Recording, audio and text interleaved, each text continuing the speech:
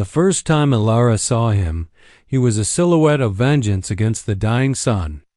And the air itself seemed to bleed with his intent. It was a specific kind of silence that fell over the high desert just before true dark, a held breath that made the skin prickle. Elara Vance stood on the warped pine planks of her porch, a dust-stained apron tied over her trousers, her hand instinctively moving to the worn grip of the Colt Navy revolver tucked into her waistband. She was 30 years old, and the desert had carved its story into her. Fine lines at the corners of her eyes from squinting into endless horizons. A permanent set of determination to her mouth, and a strength in her shoulders earned from digging irrigation ditches and mending fences alone. Her hair, the color of sun-bleached wheat, was tied back in a simple, functional braid. She watched the rider emerge from the heat shimmers of the western pass, a dark, fluid shape against the blazing ochre and violet of the sunset. He did not ride with the weary plod of a homesteader or the boisterous, careless swagger of a drifter. His movement was a seamless part of the landscape, a predatory grace that spoke of a bone-deep understanding of the harsh, beautiful land. Even at this distance, she could feel the weight of his gaze, a tangible force sweeping over her small, stubborn patch of civilization, the adobe-walled cabin, the stubborn green of the vegetable garden, the sturdy corral holding her two remaining horses. As he drew nearer, details resolved from the gloom. He was Apache. His hair was a long black cascade, not loose, but tied back at the nape of his neck. His face was a collection of stark, unforgiving angles, a blade of a nose, high cheekbones, a jawline that looked like it could cut stone. He wore simple, practical clothing, a buckskin shirt, dark trousers, and high moccasins. His body, even atop the horse, was lean and corded, all whipcord muscle and latent power. The pinto horse he rode was as much a part of the wilderness as he was, its eyes intelligent and calm. He reined in a dozen yards from her split-rail gate, his dark, obsidian eyes completing their inventory of her homestead before finally settling on her. The silence stretched, more unnerving than any shouted challenge. It was the bounty of silence he had brought with him, a vacuum that promised a storm. Elara's fingers tightened on the revolver. "State your business," she called out, her voice cutting through the quiet steadier than she felt. The frantic drum of her heart was a wild thing against her ribs. He dismounted in one smooth, silent motion, his feet making no sound on the hard-packed earth. "I am called Kaya," he said. His voice was a low, gravelly rumble, like stones shifting deep in a canyon. His English was clear, unaccented in the way of a man who moved between worlds but was tethered to his own. "You are the woman who lives alone, the one they call the Widow Vance." The title was a fresh wound, barely 6 months old. "I am," Elara said, her jaw tightening. Thomas's face, kind and worn, flashed in her mind, followed by the stark, suffocating memory of the fever that had stolen him, leaving her with this dust-choked patch of land and a grief as vast and empty as the desert sky. Kaya took a single step closer, his eyes never leaving hers. They held a universe of ancient knowledge and a chilling, present danger. 3 men came through the pass 2 days ago. White men. They have the sickness in their souls. They are moving this way. A cold dread, colder than the coming night, trickled down Elara's spine. She had heard the whispers, carried on the wind and in the hushed tones of the few traders who dared the route to her remote homestead. The hellhounds, remnants of Quantrill's raiders, turned to even darker pursuits after the war. They were led by a vicious man named Silas Rook, a creature of pure cruelty who painted his deeds in blood and fire. They left nothing but ashes and sorrow in their wake. "Why tell me?" she asked, her knuckles white on the hidden revolver. "Because you are in their path," he said, his tone matter-of-fact, as if stating that the sun would set. and because they have something that is not theirs. He gestured with a slight tilt of his head to a small, intricately beaded pouch hanging from his belt. The patterns were geometric, beautiful, and spoke of a skilled, patient hand. They stole from my people. They took the Isanagani, the life beads of my sister. She died defending them. Their desecration will not stand. The raw, quiet pain that underpinned his words was a stark contrast to his formidable presence. It was a crack in his armor, and in that moment, Elara saw not just a fearsome warrior, but a grieving brother. She understood that kind of pain intimately. It was a language she spoke fluently. "What do you want from me?" She whispered, the words barely audible. "I do not want anything from you." Kaya corrected, his gaze intense, pinning her in place. "I am telling you that tonight they will come here. They have run out of water. They will see your well. I will be here when they do." The realization struck her like a physical blow. He was using her homestead, her home, as a trap. A fresh wave of anger surged through her, hot and defensive. "This is my home," she said, her voice gaining strength. "The only thing I have left. I won't have it turned into a battleground for your vengeance. It will be a battleground for your survival, whether I am here or not," he stated, his tone leaving no room for argument. It was not a threat, but a simple, brutal truth. "You have a choice, Widow Vance. You can stand with me, or you can become part of the silence that follows them." He turned his back on her then, a gesture of either supreme confidence or utter disregard for any danger she might pose. He led his pinto horse toward her small, weathered barn, not waiting for her permission. He moved as if he were part of the landscape, his presence both a profound intrusion and a strangely natural addition to the twilight. Elara stood frozen on the porch, the weight of the coming night pressing down on her, heavy and suffocating. The sun had fully retreated now, and the sky was a deep, bruised purple, the first brave stars pricking through the velvet darkness like distant cold eyes. The scent of creosote bush, released by the cooling air, filled her nostrils, usually a comfort. Now just the smell of the arena where her fate would be decided. She could feel it then, the shift he had spoken of. The cicadas, whose relentless drone was the soundtrack of the desert evening, had fallen silent. The distant cry of a nighthawk was absent.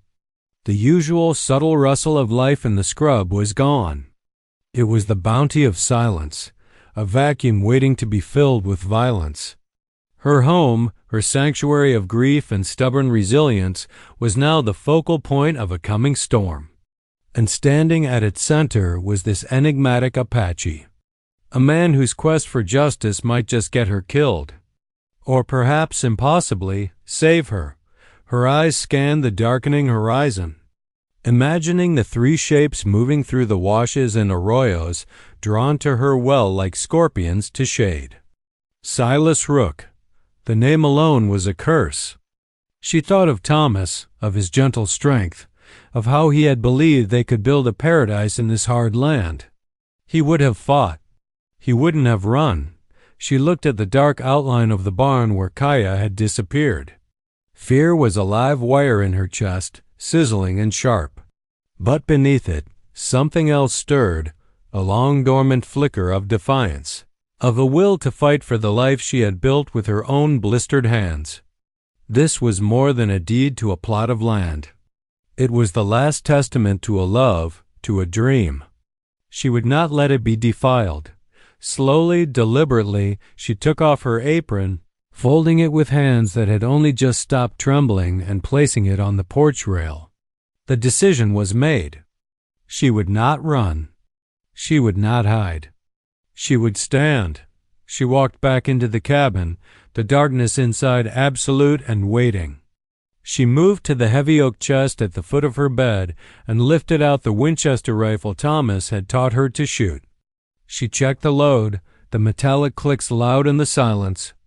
She then took the box of spare cartridges and placed it on the rough-hewn table. Returning to the doorway, She leaned the rifle against the wall within easy reach and looked out into the night. She could no longer see Kaya, but she could feel him. He was a second shadow to her homestead, a silent, breathing part of the darkness, waiting.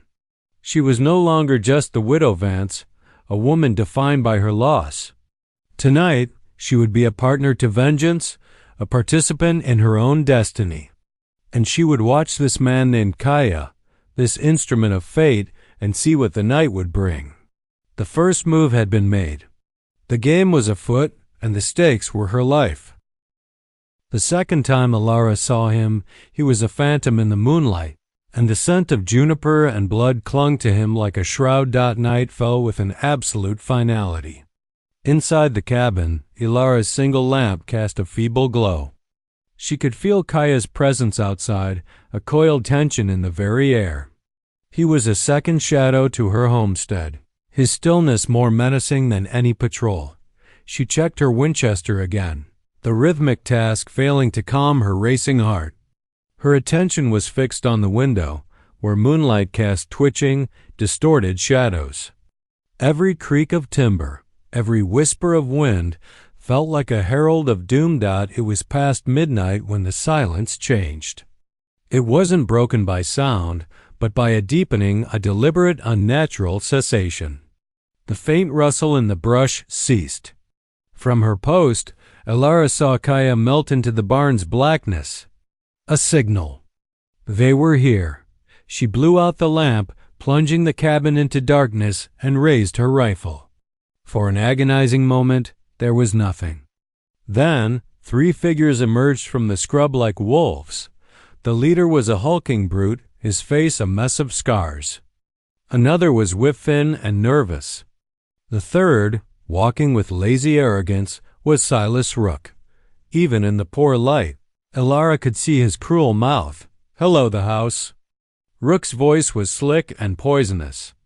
"We're just thirsty travelers, looking to water our horses and be on our way." Elara didn't answer. Her mouth was dust. "Ain't nobody home, Silas," the brute grunted. "Somebody's home," Rook said softly, his gaze scanning the dark windows. "I can feel her." He stepped toward the well. "Water first. Then we'll see what else this nest has to offer." This was it. Elara raised the rifle, sighting on Rook's chest. Her finger tightened on the trigger. But before she could fire, a shadow detached itself from the barn. Kaya moved like liquid night. There was no warning. The whip-thin man died first, his throat opening in a silent gash before he knew he wasn't alone. He crumpled with a wet gurgle.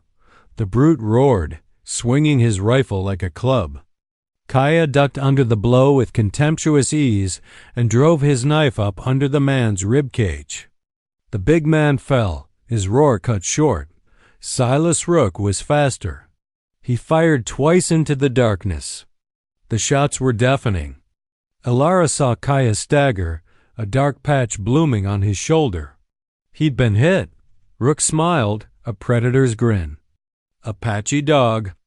I'll hang your scalp from my belt." He advanced, confident. Kaya, wounded, circled, his knife low. Rook was closing in for the kill. Elara didn't think. She acted. She swung her rifle and fired at the ground near Rook's feet. The bullet kicked up a spray of dirt.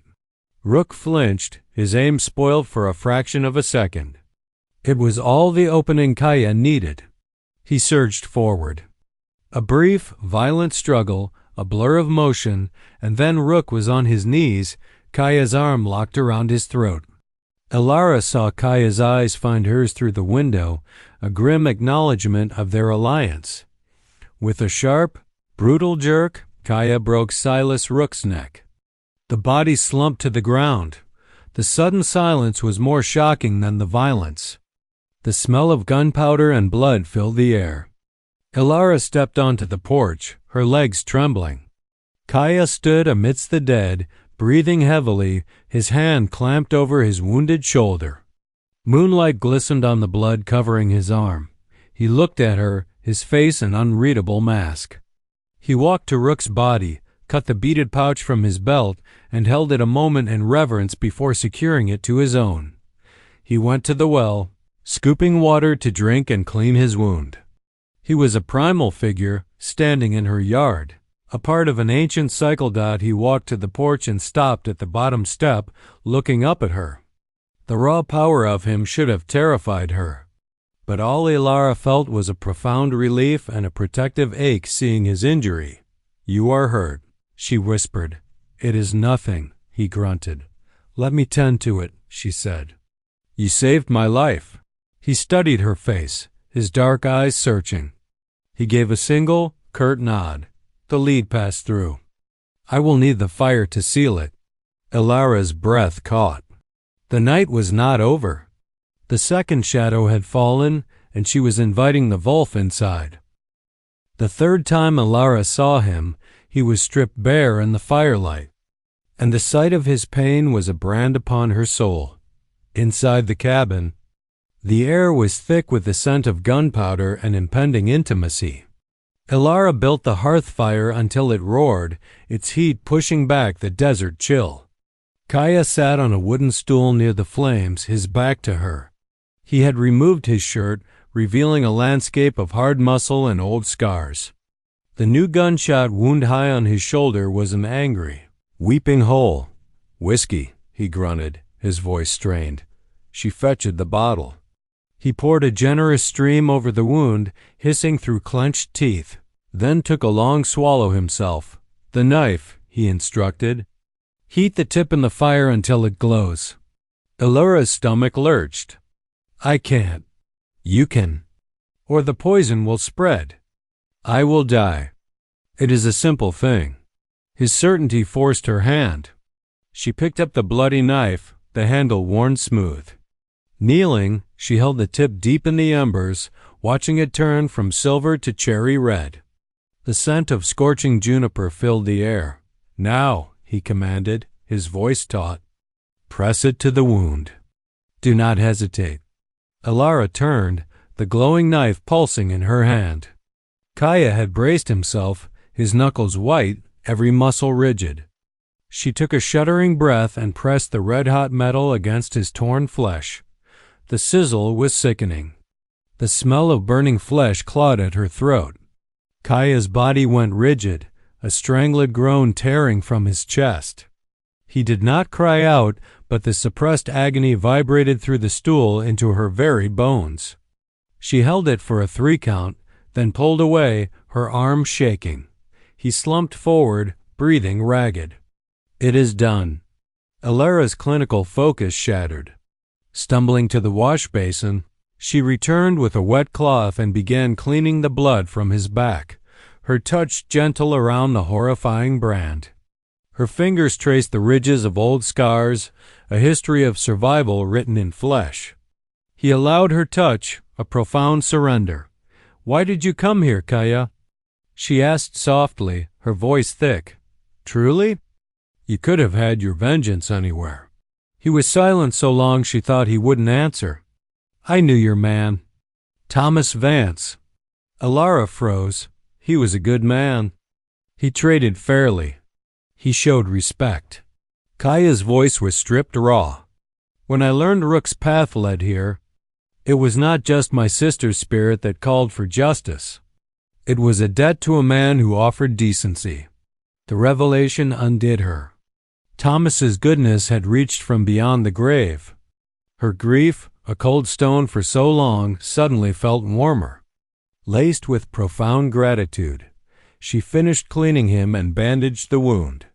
Her fingers brushing repeatedly against the warm skin of his torso, feeling the steady beat of his heart.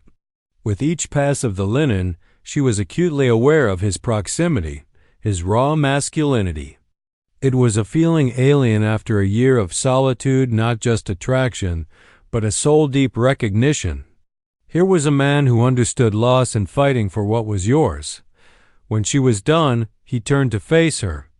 The firelight danced in his eyes, and for the first time, she saw the man beneath the warrior, the grieving brother, the keeper of debts. "You have a strong heart, Elara Vance," he said. Her name a soft rumble. Hearing it spoken with such intensity sent a shiver through her. She stood before him, utterly laid bare. The night's terror, the shared violence, the brutal intimacy of healing, it had forged a connection as strong as forged iron. He reached out, his calloused fingers gently tracing the track of a tear on her cheek. The touch was electric. In that moment, surrounded by the remnants of death and the warmth of the fire, Elara's yearning crystallized. It was no longer for safety or the past, but a fierce, desperate yearning for a future. For this man. For his strength, his honor, his quiet, wounded soul. The third time she saw him, she saw not a phantom or a warrior, but a man. And she knew, with a certainty that shook her to the core, that she wanted to be his. The dawn after the longest night of her life was a slow, gentle blush of rose and gold over the eastern mesa. Elara stood by the window, a warm wool blanket pulled tight around her shoulders, watching the light reclaim the desert. It painted the harsh, angular landscape in soft, hopeful colors, gilding the spines of the saguaro and setting the dewy spiderwebs in the scrub grass ablaze with tiny diamonds. The world looked new-washed and innocent, a stark contrast to the violence it had cradled just hours before. The bodies were gone. In the first gray light of pre-dawn, Kaya had emerged from the cabin, his movements stiff but purposeful and with a grim, silent efficiency. He had dragged the 3 dead men into the deep scrub beyond the well. He did not bury them. He left them for the desert, for the coyotes and the vultures and the bleaching sun, a fitting end for men who had lived as scavengers. He had then scuffed the blood-darkened earth with a juniper branch, erasing the worst of the evidence. The yard was quiet now, just churned dirt and the lingering, metallic scent of rain that hadn't come, almost able to fool the eye into believing it had all been a terrible dream. He was saddling his pinto now by the corral. The horse stood patiently as he tightened the cinch, its coat a patchwork of brown and white in the growing light. Kaya's movements were careful, favoring his wounded shoulder, a slight hitch in his step that hadn't been there yesterday. But even wounded, he moved with that innate, fluid grace, a part of the waking world. The sight of him preparing to leave sent a physical pain through her chest, a hollow, aching emptiness that was somehow sharper and more terrifying than the fear of the night before. This wasn't the slow, cruel theft of illness. This was a conscious, impending severance, a choice being made. He had done what he came to do. Justice, in its rawest form, had been served. His sister's spirit and the memory of Thomas Vance could rest. The debt was paid. There was nothing left for him here, but there was everything for her. The memory of the night was seared into her, a brand upon her soul as real as the one she had placed on his shoulder. The terror of the waiting silence, the deafening violence of the gunshots, the shared, breathless stillness after, the searing heat of the knife, the feel of his scars beneath her fingers, the touch of his hand on her face. The 3 times she had seen him as an instrument of vengeance against the dying sun, as a phantom of death in the moonlight, as a man of flesh and fire and pain in her cabin, had each stripped away a layer of her own solitude and grief, revealing a core of strength and desire she had forgotten existed. She could not let him ride away. The thought was as simple and as undeniable as the sunrise. It was not a plea, but a certainty. She let the blanket fall from her shoulders and walked out onto the porch. The morning air was cool and clean, washing over her, carrying the scent of wet sage and creosote. The last stars were fading into the pale blue expanse. He finished with the saddle and turned to face her. In the clear, honest light of day, he looked both more and less formidable. The lines of fatigue and pain were visible around his eyes and mouth, the weariness of a man who had carried too much for too long. But his gaze, when it met hers, was as steady and penetrating as ever, seeing straight through to the tumult within her. "The wound," she said. her voice surprisingly steady, belying the frantic flutter in her throat. "It will need care for a few days. The bandage should be changed. There could be fever." "It will heal," he said, his voice the same low rumble, but she heard the finality in it. He was closing a door. "You have a place to go? Your people?" she asked, needing to stall to find a crack in his resolve. "My band moves with the seasons. North to the Pinyon Groves. I will find them." The distance he was creating with his words was a chasm she refused to accept. She took a step down from the porch, the cool, gritty wood beneath her bare feet. Then another, until she was standing before him, close enough to feel the warmth radiating from his body, to see the individual flecks of lighter brown in his dark, obsidian eyes. "Kaya," she said, her heart hammering a wild, desperate rhythm against her ribs. She willed it to be quiet, willed her voice not to break. What if there was a reason to stay? He watched her, his expression unreadable, but he did not look away. He was listening. She took a shaky breath, the words she had practiced in her mind now feeling raw and exposed. "I have been alone for a year," she began, her gaze locked with his.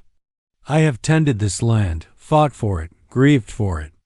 I thought my life was about enduring, about getting through one day, then the next. Last night you showed me it could be about living. You fought for me. You trusted me with your pain." She gestured with her hand, a sweeping motion that took in the quiet homestead, the rising sun setting the adobe walls aglow, the green of the garden, the steadfast well. "This is a good place. It has water, good earth. It could be a home." She paused, her courage faltering for a second before surging back, stronger. "Not just for me." She was offering him everything, her home, her life, her heart, her future. It was a reckless, terrifying gamble, laid bare under the vast, unforgiving sky. He was silent, his dark eyes searching hers, weighing her words, her spirit, the truth of her offer. The moments stretched, each one an agonizing eternity. A red-tailed hawk cried out somewhere high above, the sound lonely and distant. Elara felt the fragile, desperate hope inside her begin to wither, to curl at the edges like a paper in a flame. She had misread the connection. She had been a fool. She was a white woman, a settler clinging to a patch of land he had likely roamed freely long before her kind arrived. He was Apache, a man of the wild, his spirit as untamable as the desert wind. The divide between their worlds was too great, the chasm too wide to cross. Then he spoke, his voice low and resonant, each word measured and deliberate. "My path has been one of vengeance and solitude for many moons. It is a lonely trail." He took a single step toward her, closing the small, charged distance between them. His scent of wood smoke, horse, and clean, dry earth filled her senses. A man can walk it until his feet are worn to the bone and his heart is as dust, or his eyes held hers, and in their depths she saw the same flicker of vulnerability she had seen by the fire. Or he can see a light in a window and choose a different path. He reached out and cupped her face, his calloused palm rough and warm against her skin, his touch firm and sure, an anchor in her whirling world. "Your heart is strong, and your spirit is bright. It is a fire I did not know I was seeking in all this emptiness." Tears welled in Elara's eyes, not of sorrow, but of a profound, overwhelming relief that loosened the knots of a year's grief and loneliness. A sob escaped her, a single, happy sound that was half laugh, half cry. He leaned in, and his lips met hers. It was not a gentle kiss, not a tentative exploration. It was a claiming, a promise, a sealing of a pact forged in the crucible of a single violent night. It was firm and sure, tasting of the desert wind, of survival, of a future she had dared not dream of. It was the answer to a question her soul had been asking since the moment she saw his silhouette against the sun. When they parted, he rested his forehead against hers, his breath warm on her skin. "I will stay," he whispered, the 3 words settling over her like a blessing. And in those 3 words, Elara Vance found not just an ending, but a beginning. The Apache's deeds, his vengeance, his protection, his raw, honest pain shared in the firelight had left her yearning to be his wife. And she knew, with a certainty that filled her with a quiet, fierce joy, that she would be. He did not unsaddle the pinto. Instead, he took its reins and led it to the corral, turning it loose with her 2 horses. The gesture was more powerful than any speech. He was home. Later that day, as the sun climbed high, they stood together before the simple wooden cross that marked Thomas's grave at the edge of the property. Kaya stood a respectful distance back as Elara placed a fresh sprig of sage on the mound. "Thank you, Thomas," she whispered, her voice soft but clear, "for sending him, for watching over us." She turned and walked back to Kaya. He offered her his hand, not his wounded left, but his strong right one. She took it, their fingers lacing together, a perfect fit. They walked back toward the cabin, not as the widow Vance and the Apache warrior, but as Elara and Kaya. The 3 men were dead. But from their evil had sprung a love as wild, resilient and beautiful as the territory itself. The story of the widow and the warrior was just beginning. And as the desert sun warmed their joined hands, Elara knew their life together would be a tale told not in whispers of fear, but in the strong, steady rhythm of a shared heart.